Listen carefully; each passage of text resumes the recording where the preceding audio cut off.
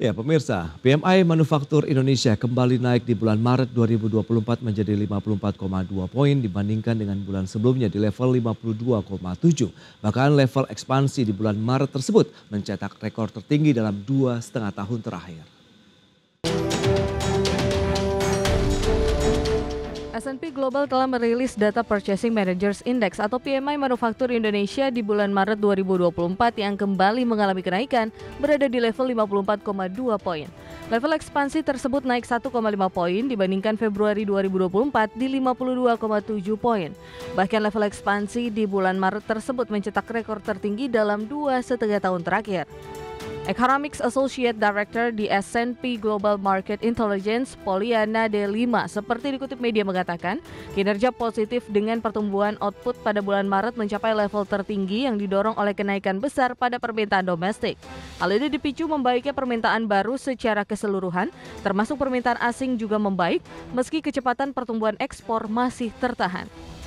Meski demikian, Poliana mengingatkan permintaan input yang menguat bisa memicu penyesuaian harga jual dari pemasok sehingga inflasi biaya meningkat dengan cepat. Kondisi ini juga mendorong kenaikan tercepat pada kenaikan harga jual selama 21 bulan karena produsen barang dapat dengan mudah meneruskan beban biaya tambahan kepada konsumen.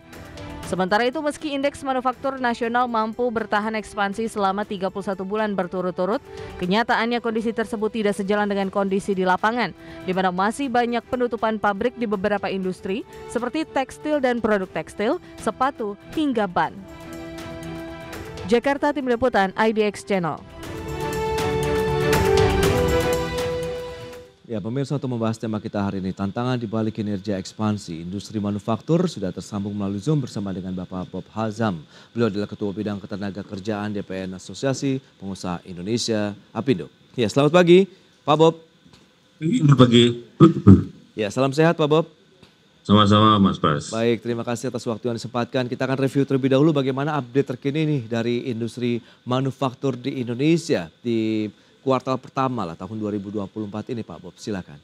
Ya, mungkin semua juga sudah merecognize ya bahwa 2024 ini tantangannya lebih berat lagi dibandingkan 2023 ya, karena ekonomi global juga dalam tekanan, kemudian juga kita tahu ada isu-isu geopolitik di Timur Tengah yang berpengaruh terhadap biaya logistik, kemudian juga di Amerika. Kemudian juga permintaan domestik juga belum tumbuh seperti yang kita harapkan. Beberapa sektor juga sudah mengalami pemulihan sejak COVID yang lalu, ya sudah membuat trajektori yang positif. Beberapa sektor sekarang sudah kurang lebih ada 21 subsektor di manufaktur yang sudah masuk ke ekspansif, ya zona ekspansif. Tapi ada beberapa sektor yang memang masih tertekan, bahkan memburuk ya, seperti tekstil, kemudian juga sepatu, produk kayu, ya masih dalam kondisi tertekan. Jadi memang ada plus minus ya. Dan 2024 ini mungkin kita sepenuhnya akan tergantung kepada permintaan domestik ya ketimbang ekspor. China sebagai salah satu partner dagang kita juga menunjukkan penurunan ekonominya ya. Walaupun bulan ini diperkirakan PMI-nya positif ya.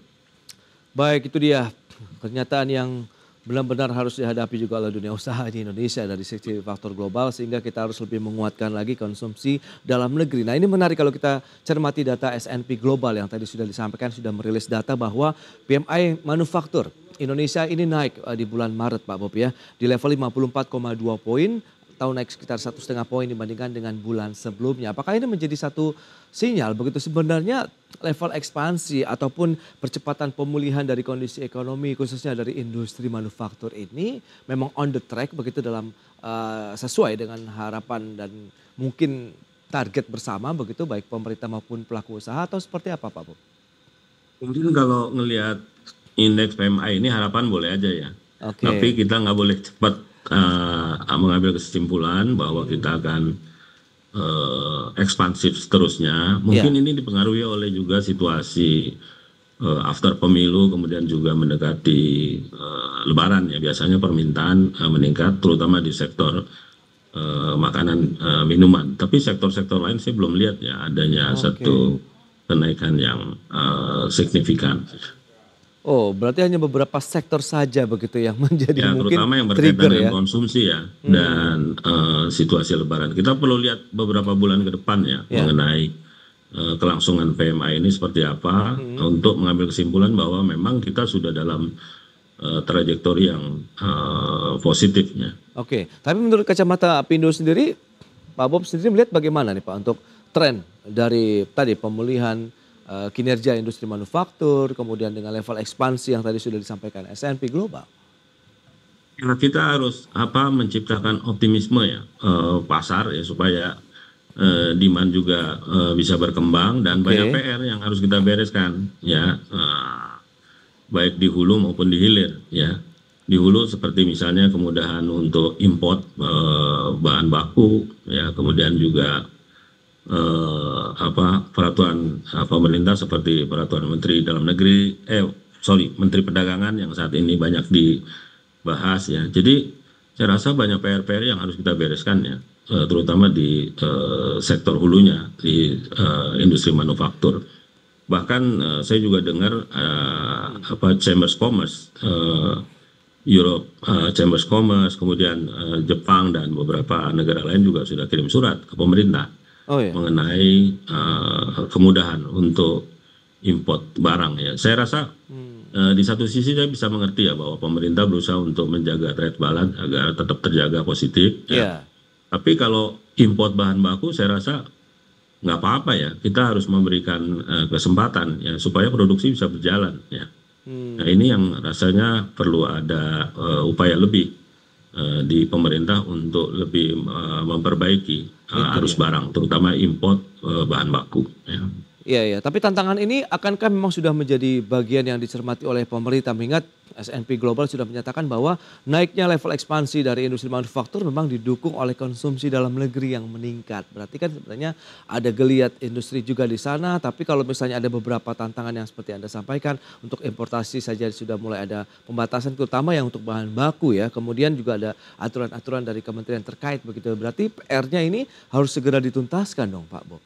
Jadi demand ini kan harus direspon gitu ya, dengan kapasitas industri. Cuma kalau kapasitas industrinya juga bergerak dari bulan ke bulan, ya. Jadi kalau kita import tuh kuotanya bulan ke bulan itu loh.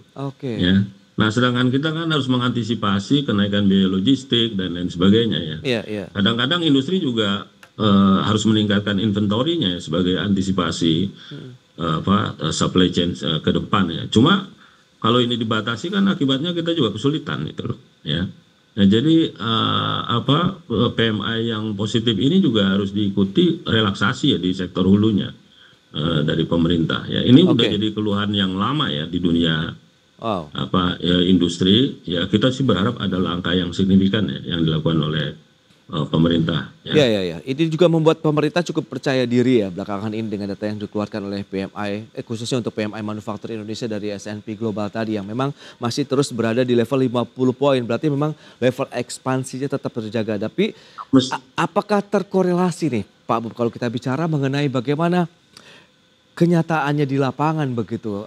Beberapa industri kan masih ada yang berguguran, yang masih struggle begitu, yang seperti Anda sebutkan tadi, ada tekstil, sepatu, ban, kemudian juga kayu begitu. Anda melihatnya bagaimana ini? Di sektor retail juga saya lihat juga mereka juga masih struggling ya. Jadi ya itu ya, banyak PR yang harus kita lakukan, juga mungkin perlu diteliti ya di level demand ya.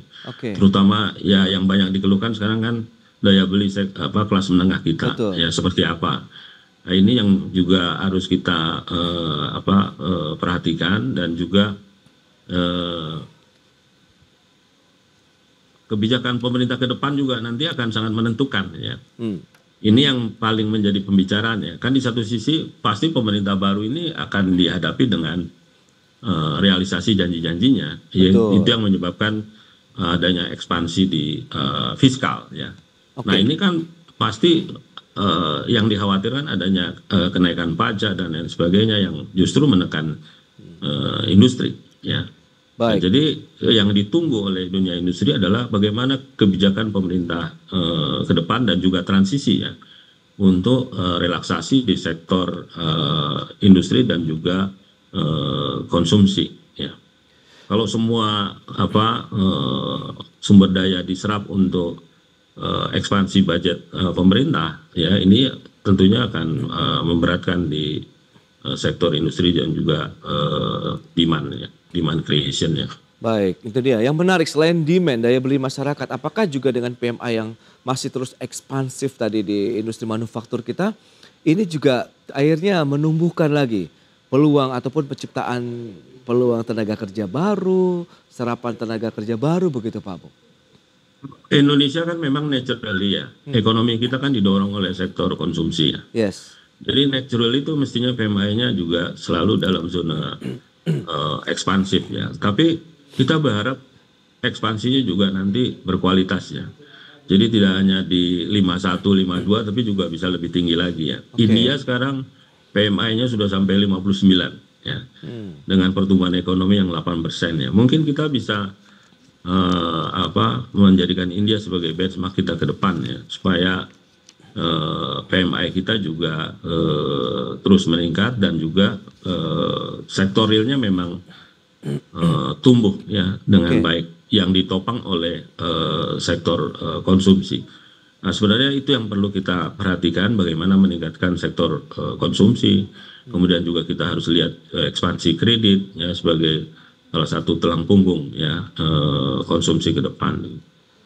Baik Pak Bob, lantas bagaimana kalau melihat akhirnya oke lah PMI manufaktur kita terus ekspansi.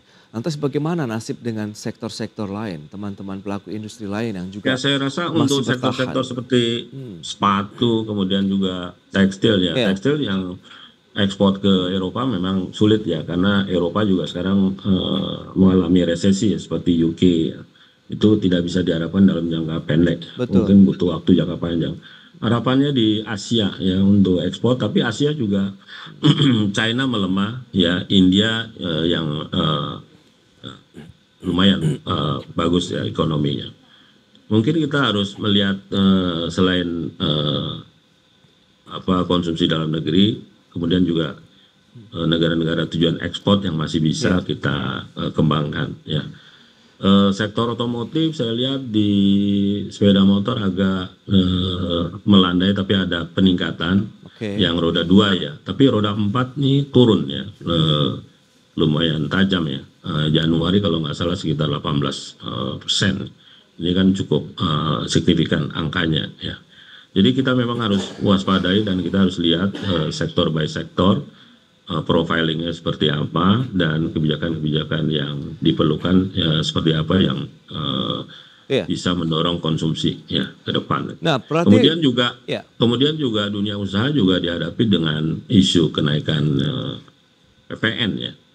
Yang tahun depan akan 12%. Ini PPN yang tertinggi di ASEAN ya. Baik. Nah ini juga terus terang akan memberatkan sektor manufaktur juga, dan yang lebih penting lagi justru yang lokalisasinya tinggi ini mereka yang paling terpukul.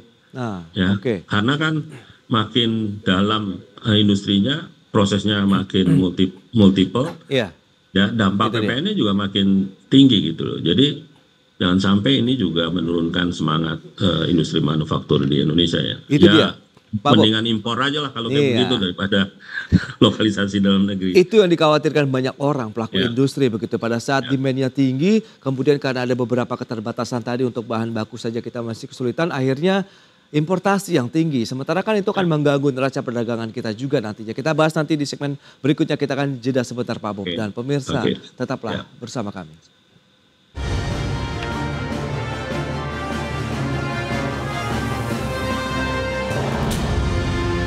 Ya, Anda masih bersama kami di Market Review. Pemirsa, berikut ini kami sampaikan data untuk Anda terkait dengan PMI Manufaktur Indonesia di bulan Maret 2024. Kita akan lihat perbandingan dengan bulan sebelumnya seperti yang bisa Anda saksikan di layar televisi Anda.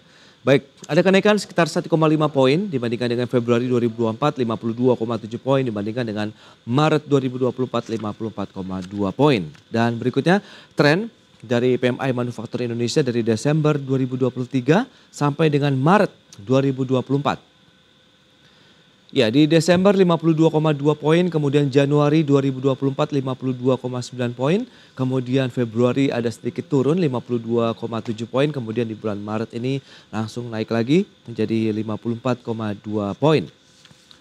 Dan kita lihat perbandingan PMI manufaktur Indonesia dengan negara-negara peers lainnya di Maret 2024 ini. Indonesia di 54,2 poin, sementara beberapa negara lainnya justru masih berada di bawah Indonesia. Seperti Inggris 49,9 poin, Vietnam 49,9, Korea Selatan 49,3, Thailand 49,1, Malaysia 48,4 poin, kemudian Jepang, Prancis dan Jerman. Baik, nanti kita masih cukup seksi tentunya untuk industri manufaktur. Kita akan bahas lagi bersama dengan Bapak Bob Azam. Ya, Pak Bob, kita akan cermati beberapa data yang tadi sudah disampaikan. Dari tren sudah oke, kemudian kalau dengan beberapa negara peers lainnya, menurut Anda apakah terjaga karena tadi kebijakan pemerintah yang mendukung geliat industri manufakturnya, karena atau memang demand-nya yang tinggi nih untuk beberapa waktu terakhir ini? Silakan. Kalau dibandingkan negara yang lain, ya kita harus lihat karakternya ya. Negara-negara yang tadi disebutkan negara-negara pengekspor. Ya. Ya, jadi memang sekarang kondisi ekspor juga sedang tertekan ya. Oke. Jadi wajar PMI-nya mereka juga rendah. Kemudian yang kedua, kesulitan mereka itu ada di sumber daya manusia. Oke. Jadi negara-negara tersebut ya berusaha untuk melakukan catch up ya terhadap industrinya ya. Tapi mereka terhalang dengan ketersediaan tenaga kerja. Ya. Jadi sekarang banyak seperti Jepang, kemudian negara Eropa ya, Jerman juga kemarin kan ada isu tenaga kerja ilegal ya. Oke. Itu mereka sangat membutuhkan tenaga kerja, termasuk Australia. Yeah. Ya. Saya pernah ketemu orang Indonesia di Australia nggak bisa bahasa Inggris itu, tapi resmi dia masuk. Jadi negara-negara tersebut sekarang sudah mulai melakukan relaksasi terhadap persyaratan tenaga kerja yang masuk karena memang kebutuhannya tinggi. Di Indonesia kita tenaga kerja berlebih-lebih, ya tiap tahun 3 juta tenaga kerja masuk ke pasar kerja. Oke. Ya, jadi memang mestinya kita nih naturally kita negara yang digerakkan oleh sektor konsumsi, ya. Kemudian yang kedua sumber daya manusia kita juga cukup besar, jadi peluang bagi kita untuk tumbuh sebenarnya sangat besar, ya. Jadi tinggal bagaimana kita mampu merealisasikan. Jadi dengan angka 54 ini kan kita boleh berbangga ya di satu sisi, tapi juga kita harus lihat bahwa memang naturally kita dalam posisi di ekspansif gitu loh. Yang penting sekarang bagaimana kita mengoptimalkan ya, kemudian juga jangan lupa bagaimana mendorong purchasing power dari konsumen yang ada di Indonesia, itu yang paling penting ya. Oke, tapi kalau kita bicara mengenai purchasing power, demand yang tinggi ini, tapi apakah perlu disesuaikan juga dengan kebijakan yang mendukung industri untuk bisa bergerak lebih leluasa? Jadi no one left behind begitu antara beberapa industri yang harus terseok-seok begitu, sementara yang lainnya maju terus ini Pak. Sebenarnya kan industri kita berharap dengan pasar dalam negeri ya, tapi pasar dalam negeri kita juga dibanjiri barang-barang import, baik yang dilakukan secara legal maupun secara ilegal. Oke. Ya. Nah ini juga yang harus dibatasi, ya diawasi, tapi jangan membuat kebijakan yang sifatnya kontraproduktif gitu loh. Ya. Jadi kita mengobati tapi meng-create problem di tempat lain. Nah ini yang sebenarnya yang harus kita cermati bersama gitu loh. Ya. Nah oleh karena itu juga kesempatan ini saya juga mengimbau supaya industri dalam negeri juga dipermudah untuk import bahan bakunya gitu loh ya. Kita juga harus mampu bersaing dengan negara lain yang kelebihan produksi ya, dan mereka dengan mudahnya mempraktekkan dumping untuk ekspor ke Indonesia. Nah ini yang harus kita hadapi bersama secara cermat. Itu dia tantangan selain geliat industrinya sendiri yang mungkin terhambat dengan beberapa kondisi begitu seperti tekstil, kan kita tahu ada serbuan barang impor. Nah ini bagaimana untuk bisa menyeimbangkan itu? Waktu kita COVID yang lalu kan pemerintah sempat kasih relaksasi ya. Betul. Contohnya di sektor otomotif ya. Kita dapat relaksasi PPNBM ya. Nah, dengan kebijakan relaksasi itu ternyata pajak yang kita bayarkan bukan turun malah naik. Nah ini kita sampaikan ke government ya, ke pemerintah ya. Mungkin di sektor perpajakan juga kita harus ada review ya, di mana relaksasi itu justru memperbesar square meter pajak yang dibayarkan. Tapi memang kalau kita diskusi dengan pemerintah, kebijakannya memang nggak populer, seperti kasih insentif untuk orang kaya. Oh, Ya. Jadi secara politik nggak populer, tapi secara ekonomi itu sebenarnya konstruktif. Nah, jadi selalu perdebatan di kita tuh di situ gitu loh. Oh, Hal-hal iya, yang iya, sifatnya iya. konstruktif nggak bisa terus kita lakukan karena pertimbangan-pertimbangan yang sifatnya politik gitu loh. Oh. Nah, ini yang menurut saya dengan selesainya pemilu, harapan kita pemerintah bisa lebih berani lagi mengambil kebijakan-kebijakan Iya, iya, yang iya. bersifat ekonomi dan politik juga gitu loh. Oke, padahal multiplier efeknya luar biasa besarnya begitu kalau Luar memang biasa, industri ya. ini bisa bergerak begitu ya.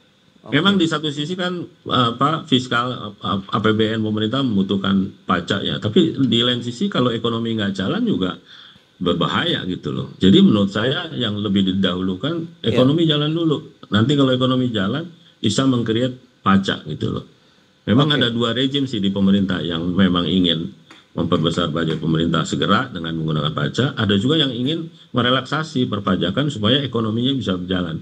Kita yang berharap yang nomor 2 ini yang nanti akan Iya, iya. berkuasa Oke. dan memberikan policy. Ya, Pak Bob, tapi dengan kondisi seperti ini, Anda melihat bagaimana kalau kita review dengan beragam, sebenarnya kan sudah ada insentif-insentif yang masih ada hingga saat ini, baik dari sektor-sektor yang Anda katakan otomotif, properti, begitu. Bahkan sebenarnya untuk tekstil juga ada dana yang diberikan untuk pembelian mesin. Mas. Oh, Masih kurang. Coba di-compare sama Thailand ya, Iya. perpajakannya. Bandingkan dengan negara lain gitu loh. PPN aja kita paling tinggi di ASEAN. Ya kan, kemudian juga perpajakan di sektor otomotif juga kita walaupun untuk kendaraan listrik sudah dibuka ya, Iya. tapi untuk yang sektor lain kan masih paling tinggi gitu loh. Jadi memang ada rencana ya jangka panjang pemerintah di satu sisi menurunkan corporate income tax, di sisi lain meningkatkan PPN. Secara logika memang kita bisa lihat, bisa kita terima. Tapi PPN kita ini sudah paling tinggi di ASEAN dibandingkan negara lain. Thailand aja kan cuma 7%. Oke. Ya, Singapura yang negara jasa itu 10%, kita 12%. Jadi semakin kita lokalisasiin, semakin kita nggak kompetitif. Nah, ini yang harus dicari penyelesaiannya. Pak Bob, ya. ada kekhawatiran nggak sih nanti dengan misalnya pajak yang PPN naik jadi 12%? Ini akhirnya akan terimbas lagi nih kepada harga jual yang diberikan kepada masyarakat begitu. Akhirnya kan ujung-ujungnya daya beli lagi nih masyarakat kan jadi bimbang. Saya yakin di teman-teman industri itu akan menahan diri untuk meningkatkan harga. Ya. Karena kita juga dalam posisi tertekan. Ya. Jadi yang kita lakukan di industri itu meningkatkan efisiensi dan produktivitas. Nah ini juga butuh investasi. Nah cuma kan 95% industri kita kan industri kecil dan menengah. Betul. Ya, jadi kalau dia ingin meningkatkan produktivitas, harus mengganti mesin dan lain sebagainya kan butuh bantuan pemerintah. Ya. Tapi anggaran untuk memberi mesin baru dan bantuan-bantuan seperti itu nggak ada gitu loh. Ya, nah itu juga ke depan ya kita juga minta perhatian juga untuk hal-hal yang seperti itu. Ya industri itu membutuhkan alokasi ya budget fiskal dari pemerintah ya. Dan perlu ada keberpihakan terhadap industri karena industri menciptakan multiplier effect ya yang lebih besar dibandingkan dengan sektor-sektor lain. Nah ini yang perlu kita. Sayangnya kan kebijakan industri bukan hanya tergantung Kementerian Perindustrian, tapi juga ada Kementerian Keuangan, kementerian yang lain. Nah kita berharap kementerian-kementerian lain itu bisa memperhatikan hal tersebut. Ya. Oke, lantas proyeksi Anda bagaimana dengan PMI manufaktur kita begitu dari sektor industri yang terus berada di level ekspansi dan cenderung trennya naik terus ini di tahun 2024. Apakah akan benar-benar berlanjut begitu untuk tahun-tahun berikutnya atau tantangan justru setelah Lebaran nih kalau memang momentumnya tadi yang meninggikan di bulan Maret? Ya, bisa dua skenarionya akan terus berlanjut ya sepanjang polisi kita nanti efektif. Tapi bisa juga nanti kita seperti demam berdarah ya jadi suhunya naik turun terus gitu loh ya. Karena kebijakan yang tidak efektif. Jadi kebijakan ini sangat menentukan. Ya ada 2 periode nih, yaitu periode transisi sebelum pemerintahan baru terbentuk dan pemerintahan baru. Biasanya pemerintahan baru itu memunculkan optimisme ya, karena ada program-program yang low hanging fruit ya, yang 100 hari, program 100 hari itu biasanya sifatnya ekspansif ya. Tapi yang transisi ini juga kita berharap bahwa kita nggak kendor ya, kita harus terus memacu supaya kontribusi sektor industri ini bisa meningkat ya. Kita berharap bahwa pertumbuhan sektor manufaktur tuh sekarang kan masih di bawah pertumbuhan rata-rata ya, beberapa sektor ya. Makanan minuman aja mungkin yang di atas pertumbuhan rata-rata. Kita berharap industri manufaktur ya, itu ke depan itu lebih tinggi daripada pertumbuhan ekonomi rata-rata yang 5% itu. Ya. Mestinya harus 6-7%, bahkan 2 kali lipat dari pertumbuhan ekonomi. Ya. Kemudian juga kita berharap kontribusi sektor manufaktur itu meningkat. Kalau sekarang kan 18% ya, Singapura itu 20%. Ya, kita berharap ke depan bisa di atas 20%. Jadi ini bukan satu kebijakan yang biasa-biasa aja, tapi juga harus ada yang sifatnya reformatif, kebijakan yang reformatif memperbaiki struktur industri kita dan daya saing industri kita ke depan. Reformatif. Kemudian insentif juga kita harapkan tidak hanya diberikan kepada konsumen, produsen juga butuh insentif. Gitu. Iya. Baik, tapi Anda melihat itu akan menjadi satu langkah optimisme nanti dengan adanya pemerintahan baru begitu, di mana kebijakan yang penting selain tadi reformatif, yang berlanjutan itu yang paling utama juga dong. Ya, kita potensinya besar gitu loh ya. Nah, sekarang masalahnya bagaimana kita merealisasikan potensi itu dengan kebijakan-kebijakan yang jauh ke depan ya pandangannya ya. Jadi bukan hanya yang sifatnya jangka pendek, tapi jangka pendek juga harus diberesin nih. Ya, seperti kemudahan impor barang itu menurut saya sih udah mengganggu ya, sampai ada komplain ya dari kamar dagang asing yang ada di Indonesia saat ini. Oke, baik, itu dia tantangan dan kondisi real yang disampaikan oleh Bapak Bob Azam, Ketua Bidang Ketenagakerjaan DPN Asosiasi Pengusaha Indonesia ya, terkait dengan tadi. Lah kita memang memberikan dampak yang positif dari level ekspansi industri manufaktur kita, tapi yang penting adalah kita membenahi kondisi realnya di lapangan sehingga tidak ada lagi industri yang tertinggal begitu. Jadi sama-sama maju begitu untuk memberikan kontribusi terhadap pendapatan negara dan juga akhirnya kesejahteraan masyarakat. Pak Bob, terima kasih banyak atas waktu dan sharing yang sudah Anda sampaikan. Selamat melanjutkan aktivitas Anda kembali. Salam sehat, Pak Bob. Sama-sama, Mas Bas. Baik pemirsa, 1 jam sudah saya menemani Anda dalam Market Review. Saya Prasetyo Wibowo beserta kerabat kerja yang bertugas undur diri. Terima kasih dan sampai jumpa.